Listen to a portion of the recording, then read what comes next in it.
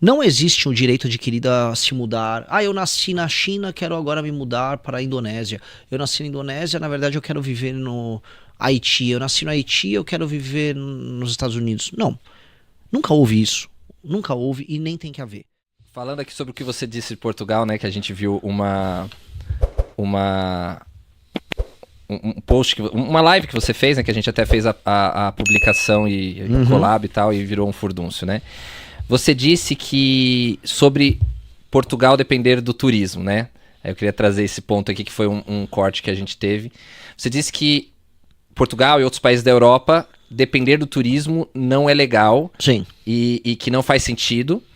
E, além disso, você falou também em um outro vídeo, tá? Para juntar os dois assuntos em um só, pra gente aproveitar. Você disse que Portugal já não é mais o mesmo.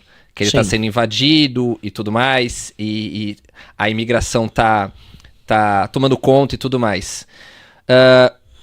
E isso criou, né, uma polêmica e tudo mais. Você reitera isso? Qual que é a sua... Por que você acha que realmente o país não pode viver do turismo, ou o turismo não pode ser uma grande fatia do PIB de um país? Por quê? Porque um país que vive de turismo é um país que perdeu sua capacidade expansiva perante o mundo e ele virou um playground para outras nações.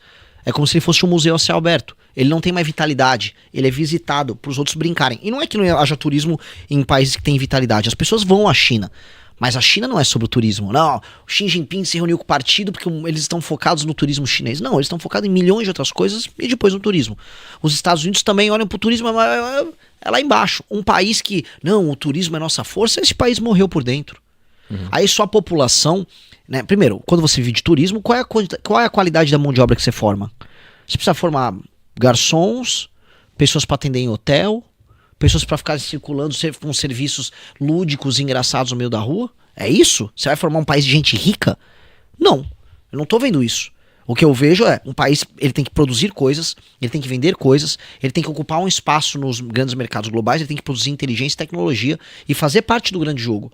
Pois bem, um país que está focado em viver de turismo definitivamente não é um país que está assim. Eu vejo Portugal perdendo a grande vitalidade histórica que teve, é um país que sempre teve essa expansão pro mar e foi, viajou e conquistou e transformou, e agora, velhinho, cansadinho, venham visitar e comer isso aqui, venham tomar uma ginginha, é maravilhoso, mas não tem que ser isso. Okay. E não pode ser isso. E não pode, e tem que almejar mais. Ah, o mundo quer vir para Portugal. Lógico, Portugal é incrível. Então, para dizer que, assim, existe algum lugar na Europa ou no mundo mais interessante que Portugal, tem poucas experiências no mundo, e graças a Deus, muitas delas falam português. O Brasil é uma dessas experiências, Portugal é outra dessas experiências. Itália não fala português, mas é uma dessas experiências. E não tem que ser sobre turismo. E veja, a Itália é um exemplo, tá? O PIB da Itália, fiquei sabendo que tá rivalizando, ultrapassando da França, da Itália. Pô, e tem turismo também, mas o turismo se soma. O que eu penso? Se é bom de ver, se é bom de estar ali, que se mudem e tragam suas empresas. Vamos fazer esse cara que é o turista se mudar pra cá e trazer empresas. Vamos fazer polos de tecnologia num país como Portugal. Mesma coisa eu penso pro Brasil. As pessoas adoram o Rio de Janeiro. Ah, Dora, eu vou resolver a segurança no Rio de Janeiro. Vem trazer suas startups. Gringo, quer ficar andando pelo Brasil? Vem montar empresinha no Brasil. Agora, tratar como playground, eu acho que isso nos diminui. Com todo respeito, eu acho que nos diminui. Vamos ser dançarino e cozinheiro pros caras. Não quero ser.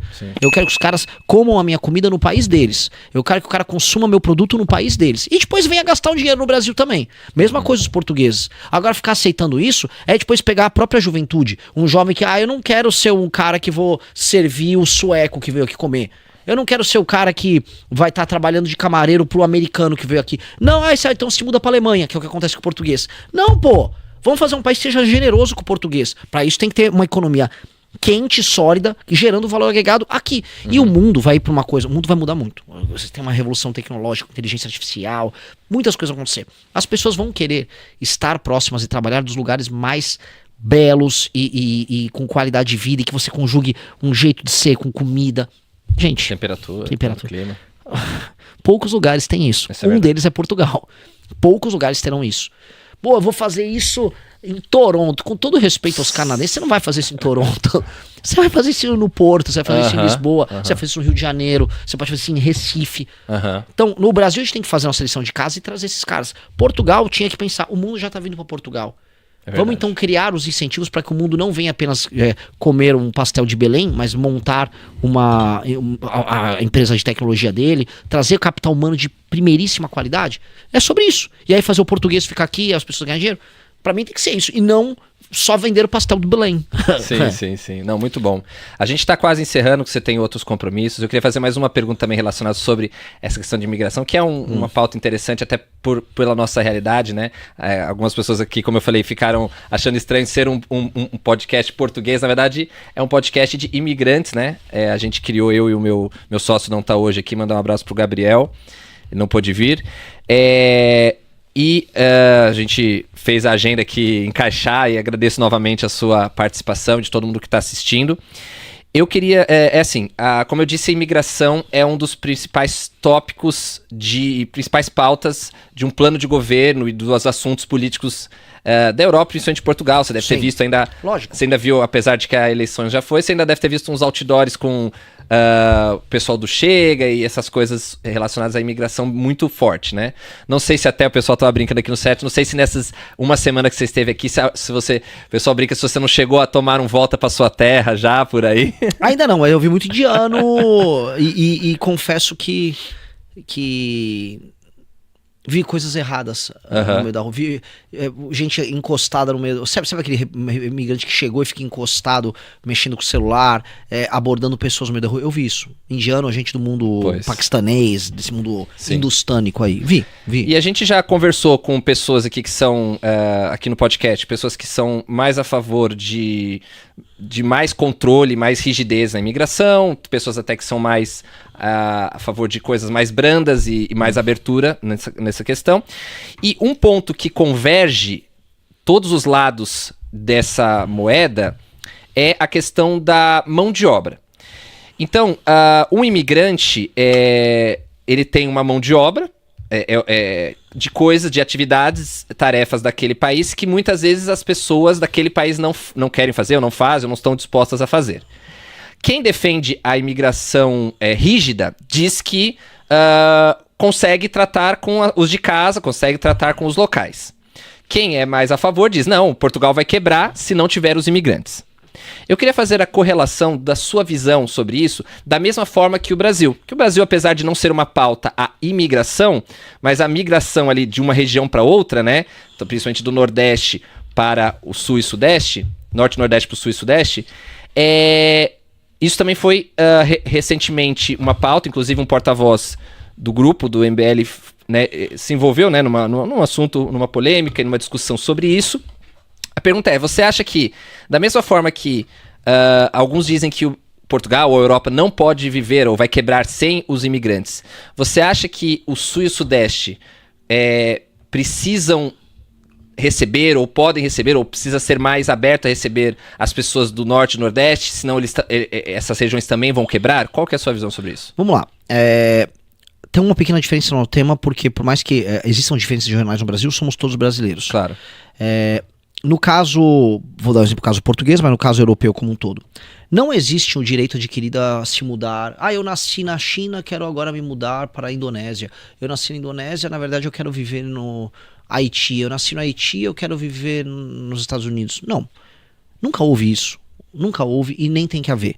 As culturas têm que se preservar e uma nação não é apenas um condomínio, um documento. Eu tenho uma carta constitucional, todo mundo pode se mudar para cá, o mundo é livre, isso é um modelo global. Isso não é um modelo global. As pessoas têm sua cultura, têm sua história. Tá? Assim, os portugueses lutaram muito para ser Portugal. É uma história pregressa, incrível.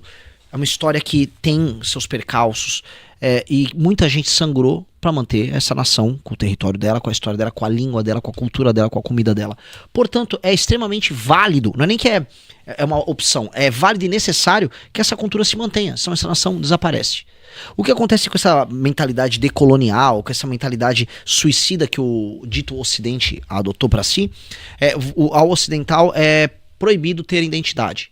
Então ele não pode ter identidade. Você não é português. Você, na verdade, é um erro. E é um erro que cometeu muitos crimes. E, portanto, você tem que desaparecer como cultura, como povo. E não, você não tem que fazer isso, você tem todo o direito de controlar as suas fronteiras, você tem todo o direito de lutar para que a sua identidade seja preservada, e isso não é feito em prejuízo do outro. Até porque ninguém nasceu com o direito adquirido para se mudar pro país do outro. E o outro não é obrigado a lidar com alguém que veio de um lugar 10 mil quilômetros de distância, simplesmente porque eu sou liberal, ou porque a ONU... Não, ninguém é obrigado a nada disso.